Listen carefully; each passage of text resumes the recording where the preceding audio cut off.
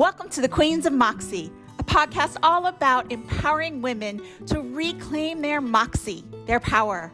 I'm Mary Kay Campbell, and I'm the host of this program. Each week, we'll talk with amazing women who have reclaimed their moxie, overcome challenges, and are living their best life. So let's get started. We're here today with Trease Schmidt, who is just a great friend of mine and also a dynamo. And I'm not sure how we're going to get through this interview without lots of laughter. And we're both people who fill up a room. So I'm excited to have her here today. And to give you just a little bit of background about Trease, she was in the Air Force for 33 years. She was the Air Force reservist, and she retired just this last July 1st of 2022. And interestingly enough, she was injured for the last 8 years of that time. But because she was a superintendent, she just stayed home base and didn't get deployed. Over the years, she did get deployed 4 times. During Desert Storm and Desert Shield, she was in Florida, and then she was in Iraq after 9/11. Hawaii, which, I don't know, I'm not so sure that's really considered a deployment, was there for the evacuation of troops during the tsunami, and she was also in Africa one time. But because she was a reservist, she also had a full-time job, and over the years, she worked in accounting, was a certified volleyball officiant, and all kinds of different things. And so she spent most of her life, well, actually really in 2 different places. She was in California for the latter half of the last 25 years, and then 25 years before that, she was in her hometown state of Texas. She has 2 children. Her son, Israel, is 23. Her daughter, Asia, is 26. And she is married to Joel. They got married in July of 2019. They met in Iraq, but, I have to say, I can't imagine getting married and then the pandemic hitting. Like what a shock to your system, to have been divorced and living on your own. And then all of a sudden you're not only married, but you're stuck inside, going nowhere with your new spouse. So no matter what, my hats are off to you. And I have to say, I love the story about how you got into the Air Force, because I know you well enough to know that I'd be like, oh yeah, I could totally see you doing this. But first, tell us about, you were in the services aspect of the Air Force, which means that you basically were working in what the civilian world would call customer service, the services. So hospitality, food service. I love how it's MWR, morale, welfare, and recreation, which is like gym stuff. And then mortuary, which, as I said earlier, I know it's customer service, but it just seems like a very strange pairing with the hospitality and food and things like that. But what I want you to do first is to tell us why it is that you got into the military in the first place. My dad was Navy, and I had a lot of my uncles on my mom's side that were also all 4 branches of the service. One summer, my cousin came to visit because he had a schooling to go to in the Army. And he and my dad were chit-chatting, and I, was just asking questions. And my cousin told me, he goes, yeah, you would never make it in the Army. You're a buck-05 soaking wet. You drown in some of the water. And my dad laughed. My dad was like, so very true. Plus, you're a little girly girl. I'm like, I'm your girly girl, but I'm in the neighborhood hanging out with, the guys on the block, jumping cars, jumping fences, playing football. So when they laughed, I was just like, challenge accepted. Yeah, little did they know. I know you well enough, Trease, to know that you put a challenge in front of you and you are not stepping down.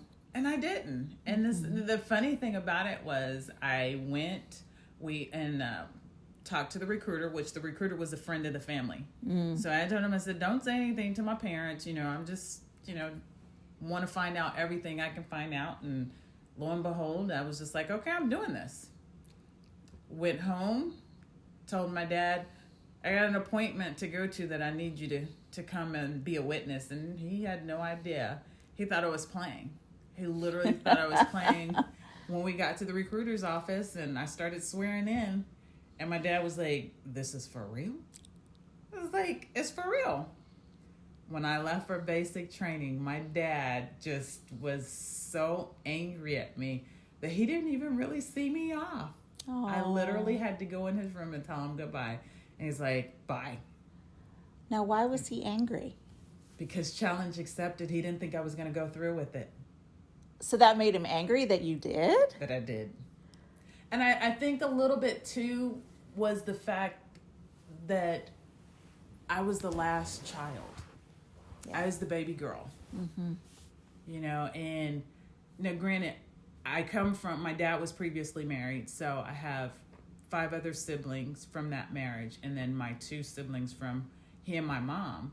Now, my 2 siblings from he and my mom, they were both ROTC. Neither one of them went in. I never did ROTC, and I was the one that went in. Interesting. Well, and you wouldn't have gone in the military had you not gotten that challenge. Exactly. But I don't think he saw it as a challenge either. Right. You know? Right. He was just like, yeah, you never make it. And just, don't discount us. Exactly. I'm all like, I'm not, yeah. It's that whole Christopher Robin quote, I'm going to get it wrong, but you're smarter than you think, you're stronger than you know, I don't remember it all, but don't second guess us. Women are strong and powerful. Yes. And that's what Queens of Moxie is all about, is helping women to embrace those qualities and to live your authentic life. And so I love the fact that you made a career out of something that was just a throw-off comment from your family. Yeah, I was surprised myself because I never saw myself actually doing 20 years, and I never saw myself at the rank that I ended up. Mm-hmm. As an E8, which in the Air Force, that's a senior master sergeant. I never literally wanted to gain the rank. I just wanted to do the job. Yeah. And it wasn't until I made E7, I was just like, oh, wait. I am pretty daggone good at my job. I can make E8, maybe even E9. I'm going to go for it.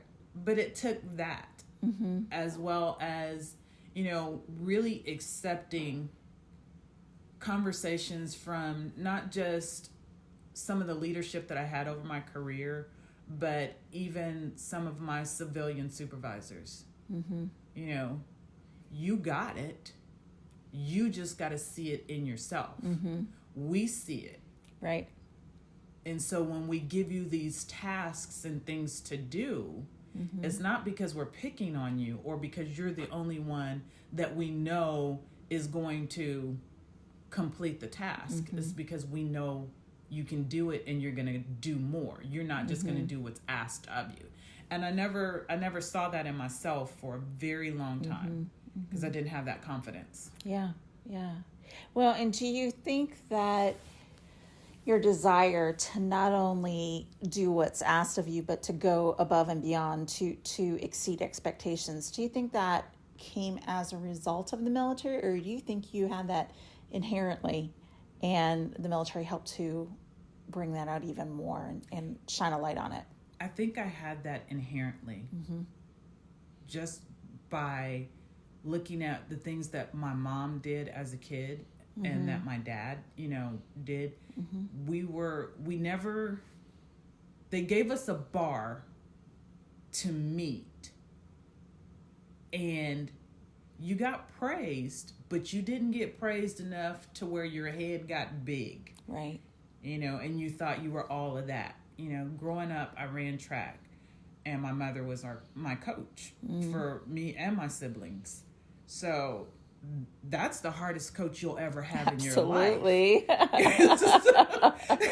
So these other coaches, why aren't you mad? Or why aren't you're not sweating? I'm like, trust me, I'm sweating, but I'm not going to tell you you're not going to run me as hard as my mother will ever run me. Right. So when I was 10, I was third in nationals. Wow. So it was like, oh, I'm good. And my dad's like, you let that other little girl beat you. That's why you're third. Oh. You did all right. But realize you still have work to do. Don't think that you're that great that you won't ever have more work to do. Because even when you make it to number one, you've got to work harder to stay number one. Yeah. So you're good, but you're not that great. I'm proud of you. Yeah. But don't ever think that you don't ever have to stop working to be good at something. Yeah. Yeah. And that's exactly what my parents instilled. Sure. Don't ever stop working to be good. Yeah. Yeah. You know, I hear that and I'm like, yes, we absolutely want to continue to improve. And, you know, I'm a lifelong learner and I'm always going to take classes and attend webinars and read books and do things to improve my knowledge and increase that. And as well as learn new skills, whether they're business related or personal.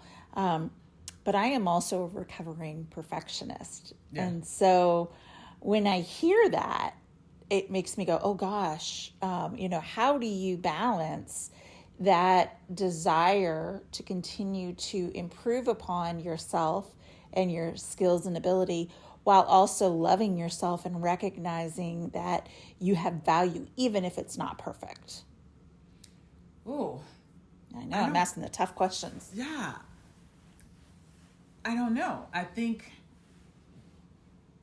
I can honestly say probably in my 20s and early 30s, I did not know how to do that. Yeah. Yeah. And I think that really came more so once my kids started to get into high school. Mm-hmm. I felt like I didn't know who I was and where I wanted to go anymore. Mm-hmm. And I also started to see and feel like, oh, you're Earl's wife. You're Asia's mom. You're Israel's mom. Yeah. Like I no longer had my own identity. Right. And I lost myself in the process of being sister, daughter, wife, mother, friend. Yep. I lost myself being everything for everybody else and trying to take care of everybody else that I didn't know how to love myself. Right. And it wasn't until I went to therapy to try and save my marriage. And I was going to save my marriage. I wasn't going to learn about me. Right. I wasn't going to find out I had lost myself. Yeah. The clearest thing that the therapist told me was, you've put on all the hats, never taking off one to breathe and realizing that you had put on some other hat. Yep. He says they're all stacked on top of your head and all you do is you switch them. They're on your head, but you just switch them around.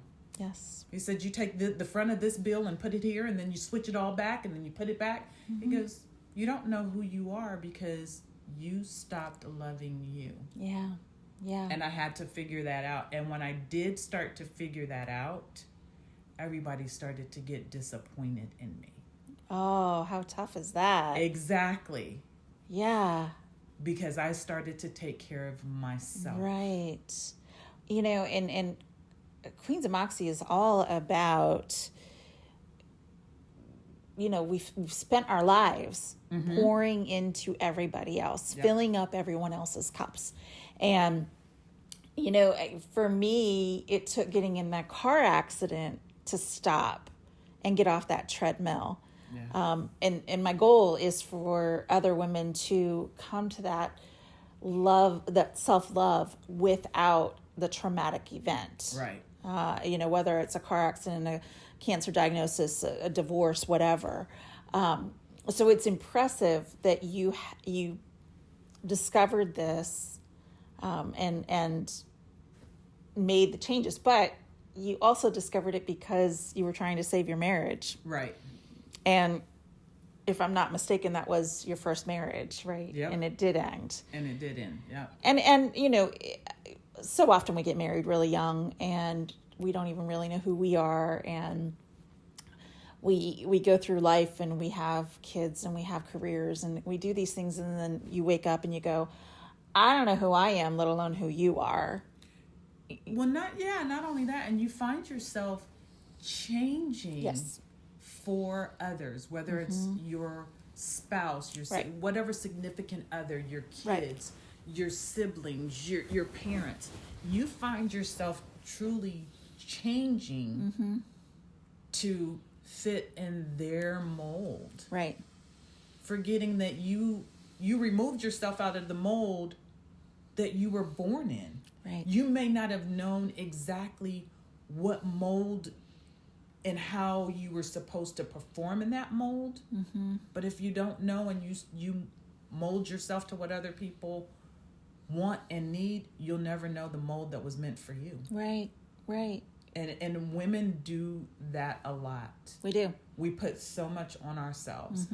And I have to say, finding, and I truly don't know fully all of where I'm supposed to be and what I'm supposed to be doing and who I am, but I do know what I'm not going to do anymore. Yes. Yes. That's what I do know. Yep. You know, and my ex-husband and I are friends. And there's a lot of times where I really am like, thank you. Because had it not been for trying to save my marriage, I would have never become who I am today. Right. Right. Yeah. And that means a lot because I know what I want. I know how I want it. And I know where I want to go and what I want to do. Right. Right. You may not necessarily know the path that you're going to take. Exactly. But you know what I don't want to say parameters, but you know what it is that is going to bring you joy, that is going to fulfill you, that is going to allow you to be your authentic self. Right. You know, and I think I tell this story and I think it's a really good example for people to think about. There is a relatively new co-working space downtown, and it is fabulous. It is beautiful. It is amazing. It is such a cool space. And I toured it while it was being built. I know the executive director, and I went in there and I worked for a day sometime I don't know, it was still cold out because I was in a sweater. So, I don't know, February, March, whatever. And I had a Zoom call and my earbuds died. And so I'm sitting on a couch in a common area and I'm talking as quietly as I can. And I've got the volume as low as I can possibly have it. And he comes up to me when I'm done and he said, next time you really need to go into the phone booth. And which is like a designated area that literally looks like a phone booth. It does. It's this little closet kind of thing. Yeah. But it's got soundproofing, and everything. And for like a day and a half, I just beat myself up. I was like, oh my gosh, I can't believe that. I felt he did not reprimand me like a child, but I felt like a child that had been reprimanded. And he was as delightful as possible, wonderful person. He was not being critical. He was just saying, hey, next time. And I kept beating myself up. And then all of a sudden I had this epiphany of, you know what? I know I'm loud. I know I'm creative. I color outside the lines. I'm innovative. Like I step into a room and I'm there truly. And that is part of what value I bring to the table. I get people excited. I get people rallied behind things. I am enthusiastic and that spreads. Yep. And having that epiphany moment meant, no, it's not that there's something wrong with me. No. It's that I wasn't in the right place. Right. I need to be somewhere like a coffee shop where it's okay if you're talking, where there's lots of activity, where there's lots of noise, because it energizes me, but it's also just part of who I am. And I've also come to that realization that wherever I work, whoever I work with, it needs to be an environment that embraces that creativity, that innovation, that different. Let's look at this for, on its side.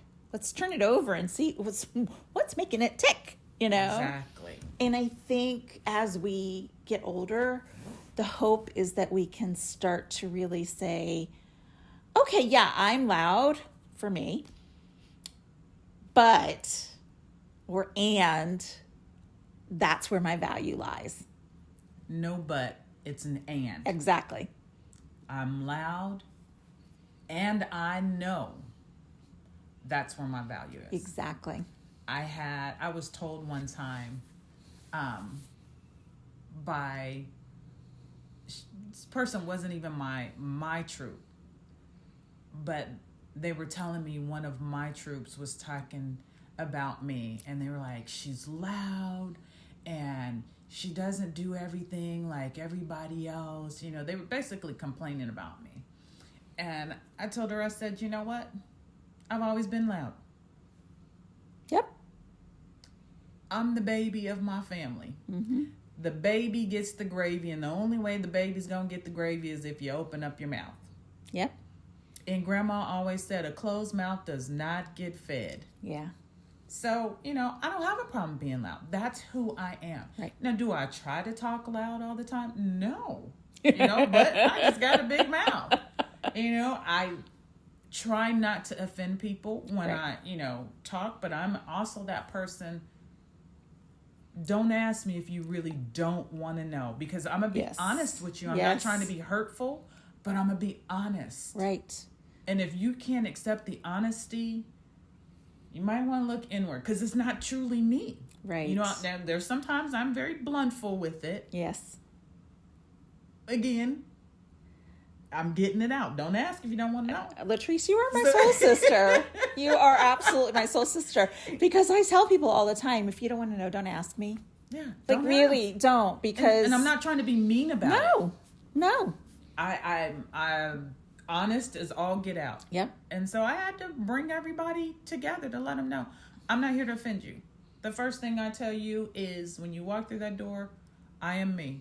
Right. My stripe is not who I am. Mm-hmm. Because at the end of the day, I got to go home and look myself in the mirror. Right. And if I drop dead today, would you talk about the stripe?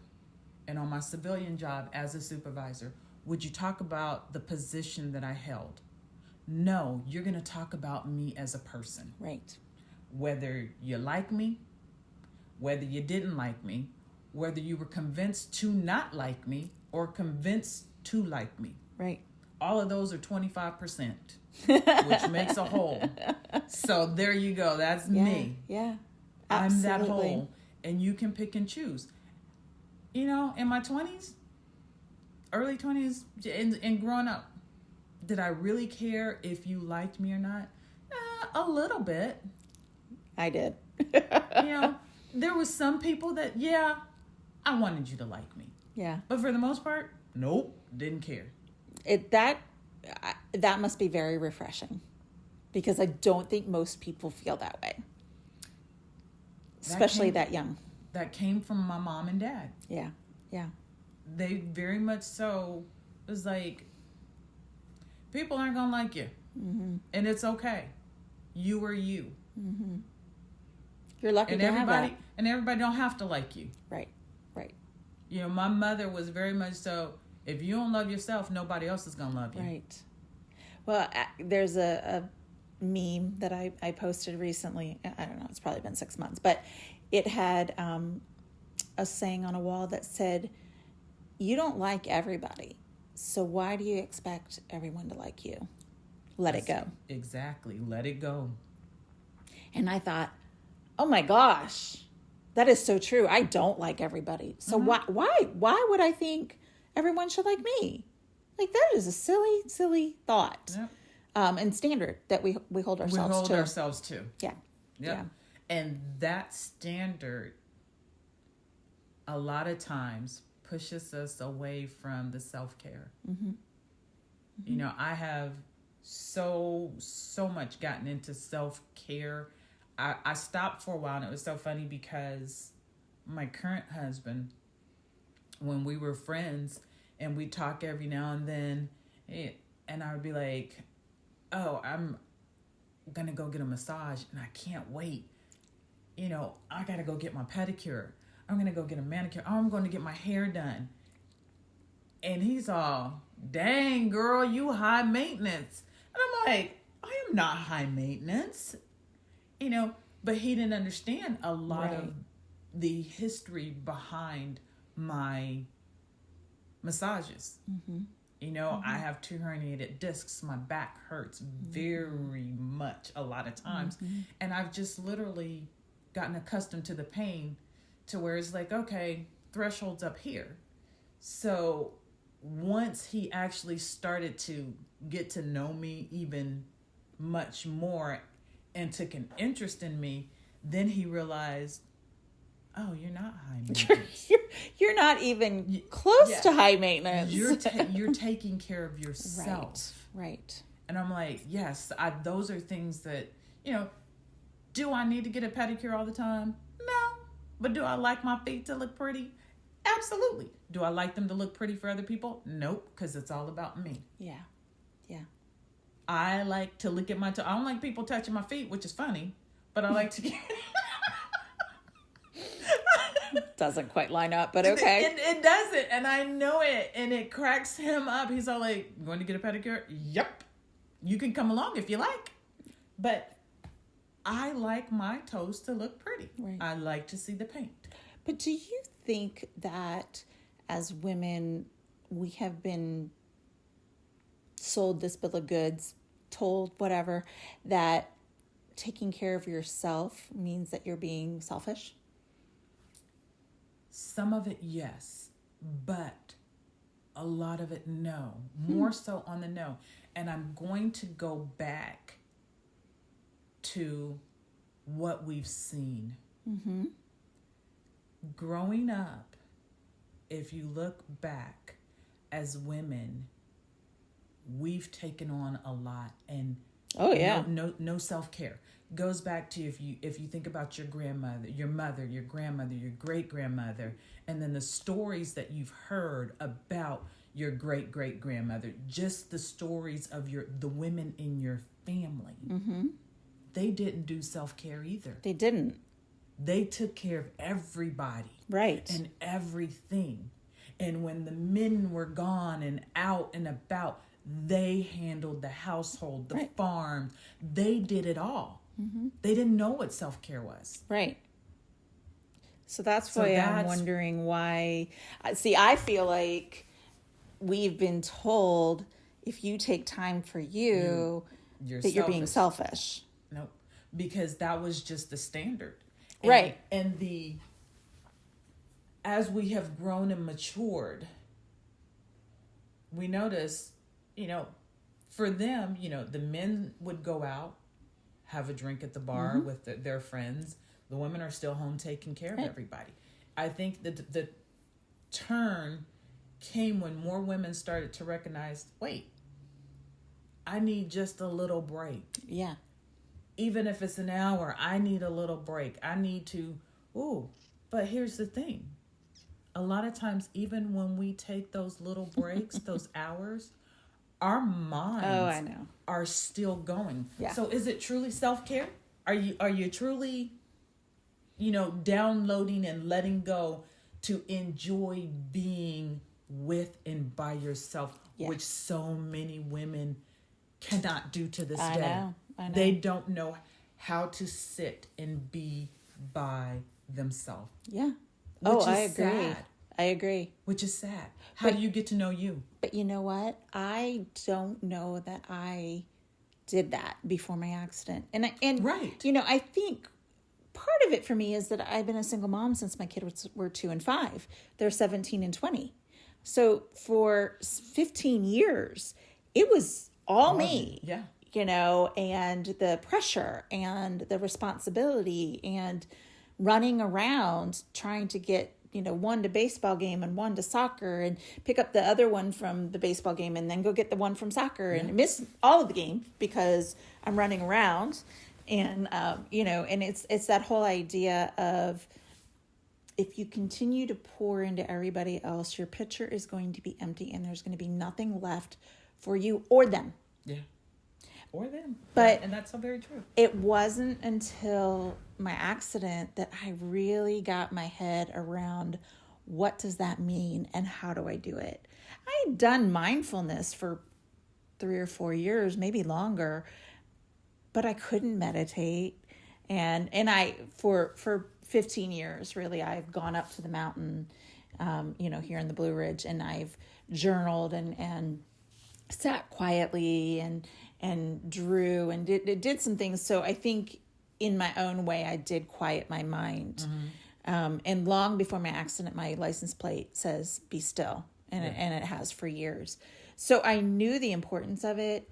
I did find pockets of time to do it, but I didn't do it regularly.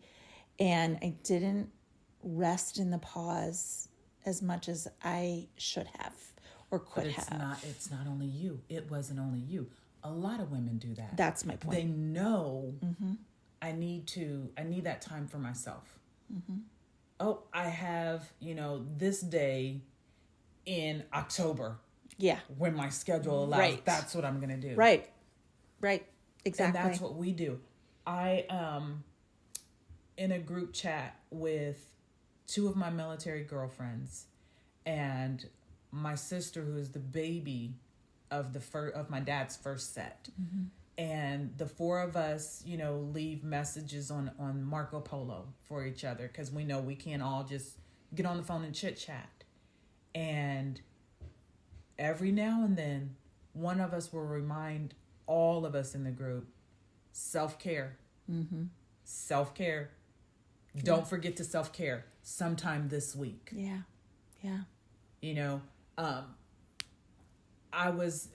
I had a friend who literally was, I met her, and when we met, we both was told by a mutual friend of ours, "Oh, you need to meet her. Oh, you need to meet her. Y'all need to be friends." And I hadn't met her. And our mutual friend, his name is Dwayne. Dwayne was like, "Oh, you need to meet Karen. Have you met Karen?" "What do you mean? I told you needed to go to her office and meet her." And I was just like, "Yeah, okay, whatever. I'll get there when I get there." I tell you, the day I walked into her office, I said, "Hi." I said, "I'm Sergeant Rankin. And Dwayne told me I needed to come meet you." And she looked up at me and she was like, "Hi." And both of us knew that we really did not want to talk to each other, but just to shut him up, we agreed. Yeah. To this day, we're friends. And she would always tell me, after our conversation of meeting and really getting to know each other, "All right, now I know you're going through this situation," and this was when I was going through my medical and being injured and just frustrated, frustrated with my body, frustrated with being hurt, and just frustrated that I didn't retire before I went on that last appointment. So I was frustrated with the military.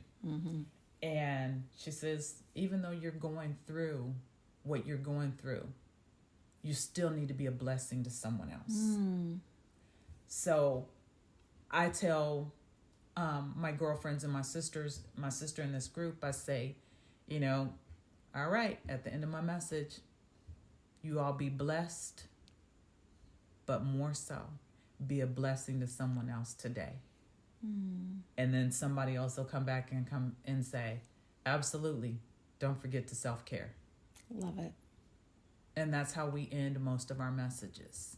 I love it. Because you have to remind each other as women, self-care. You're going to do for somebody else every day without thinking about it, because that's just who we are. Right. So you're being a blessing. And then some days, you just be a little selfish and not be that blessing, but you're not trying to because you're focused on getting stuff done that you need to get done for the day. Right. It's not being selfish. It's just taking care of what needs to be done. That's not selfish. And you know what? By you taking care of the things that need to be done, you probably are being a blessing to somebody because you've taken care of something that somebody else doesn't have to do. Right. So, it's all a matter of perception. Yeah. perspective, I should say. So, you have dropped so many nuggets of valuable insight today, and we're almost out of time. And so what I like to do is I like to ask everybody at the end of our conversation, if you had to think of like one message for the women listening, and it can be anything from how do you take care of yourself to how do you live your authentic life, whatever strikes you as valuable, what would you say to the women listening today? That's a really good question, because there's a couple of things. Mm-hmm. It's one, stop to get to know who you are. Mm-hmm. Take off the makeup, take off the facade, because a lot of women put it on and walk out the door. Mm-hmm. And you're somebody else when you walk out that door. Mm-hmm. But in order to be authentic and original, you got to know who you are and be happy and proud of, number one, who you are, where you came from, because a lot of that facade is put on Mm-hmm. because you're hiding where you came from. Mm. Interesting. Where you came from is what has made you. Right. So it may not have been the best, but still be proud of it. Yeah. 2, stop and take an hour, 2 hours to sit and be by yourself, Mm-hmm. to self-care. Quiet your mind if you can. Mm-hmm. Go sit in nature. God will tell you some things. Mm-hmm. Yeah. He'll show you some things too. But you got to be ready and open for it. Mm-hmm. Because that's when you get to know who you are, is when you're open. Mm-hmm. Yeah. Awesome. Well, Latrice, it has been an absolute pleasure. And I am so grateful, and I know the listeners are too, for hearing your story. It's an inspiration. It's fun. It's just great. And I really thank you for your time today. It's been a pleasure. Thank you for having me. Absolutely. Thanks for joining us on the Queens of Moxie podcast. Each week we come to you with amazing women who have overcome obstacles, who are living their best life and reclaiming their moxie. We hope to see you next week.